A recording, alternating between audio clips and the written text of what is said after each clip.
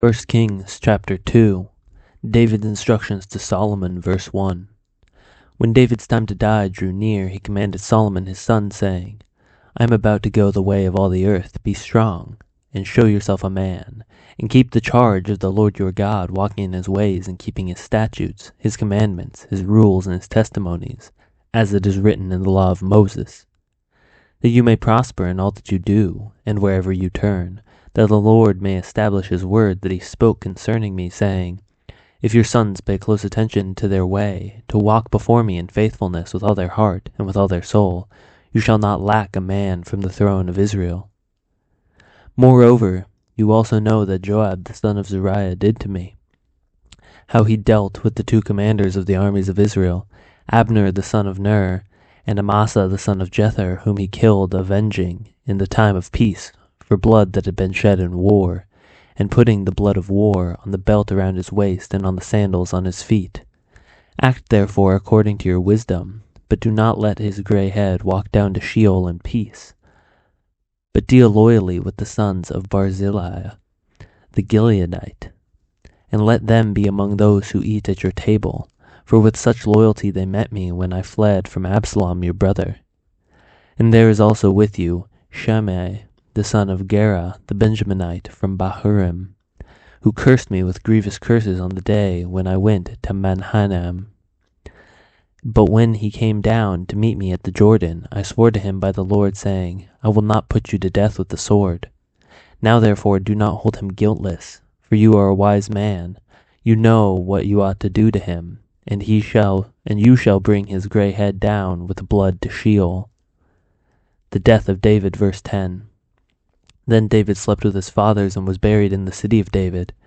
And the time that David reigned over Israel was 40 years. He reigned 7 years in Hebron and 33 years in Jerusalem. So Solomon sat on the throne of David his father, and his kingdom was firmly established. Solomon's reign established, verse 13. Then Adonijah the son of Haggith came to Bathsheba the mother of Solomon, and she said, Do you come peacefully? And he said, Peacefully. Then he said, I have something to say to you. She said, Speak. He said, You know that the kingdom was mine, and that all Israel fully expected me to reign. However, the kingdom has turned about and become my brother's, for it was his from the Lord. And now I have one request to make of you. Do not refuse me. She said, Speak. And he said, Please ask King Solomon, he will not refuse you, to give me Abishag the Shunammite as my wife. Bathsheba said, Very well, I will speak for you to the king. So Bathsheba went to King Solomon to speak to him on behalf of Adonijah, and the king rose to meet her and bowed down to her. Then he sat on his throne and had a seat brought for the king's mother, and she sat on his right. Then she said, I have one small request to make of you. Do not refuse me. And the king said to her, Make your request, my mother, for I will not refuse you. She said, Let Abishag the Shunammite be given to Adonijah your brother as his wife. King Solomon answered his mother, And why do you ask Abishag the Shunammite for Adonijah? Ask for him the kingdom also, for he is my older brother, and on his side are Abiathar the priest and Joab the son of Zeruiah. Then King Solomon swore by the Lord, saying, God do so to me, and more also, if this word does not cost Adonijah his life.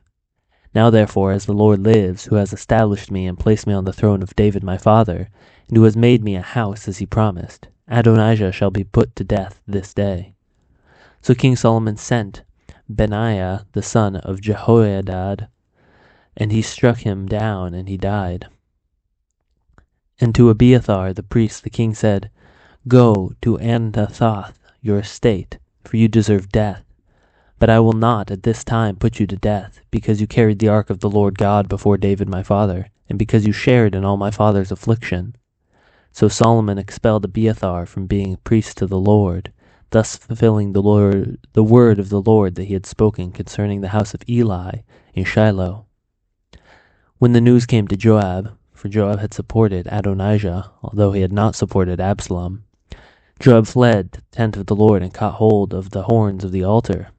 And when it was told King Solomon, Joab has fled to the tent of the Lord, and behold, he is beside the altar, Solomon sent Benaiah the son of Jehoiada, saying, "Go, strike him down." So Benaiah came to the tent of the Lord and said to him, "The king commands, come out." But he said, "No, I will die here." Then Benaiah brought the king word again, saying, "Thus said Joab, and thus he answered me." And the king replied to him, "Do as he has said. Strike him down and bury him, and thus take away from me and from my father's house the guilt of the blood that Joab shed without cause. The Lord will bring back his bloody deeds on his own head, because without the knowledge of my father David, he attacked and killed with the sword 2 men more righteous and better than himself, Abner the son of Ner, commander of the army of Israel, and Amasa the son of Jether, commander of the army of Judah. So shall their blood come back on the head of Joab and on the head of his descendants forever. But for David and his descendants, and for his house and for his throne there shall be peace from the Lord forevermore." Then Benaiah the son of Jehoiada went up and struck him down and put him to death, and he was buried in his own house in the wilderness. The king put Benaiah the son of Jehoiada over the army in place of Joab, and the king put Zadok the priest in the place of Abiathar. Then the king sent and summoned Shimei and said to him, "Build yourself a house in Jerusalem and dwell there, and do not go out from there to any place whatever. For on the day you go out and cross the brook Kidron, know for certain that you shall die. Your blood shall be on your own head." And Shimei said to the king, "What you say is good. As my lord the king has said, so will your servant do." So Shimei lived in Jerusalem many days. But it happened at the end of 3 years that 2 of Shimei's servants ran away to Achish, son of Maacah, king of Gath.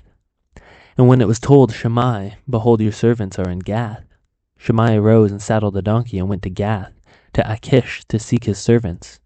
Shimei went and brought his servants from Gath, and when Solomon was told that Shimei had gone from Jerusalem to Gath and returned, the king sent and summoned Shimei, and said to him, "Did I not make you swear by the Lord and solemnly warn you, saying, 'Know for certain that on the day you go out, and go to any place whatever, you shall die'?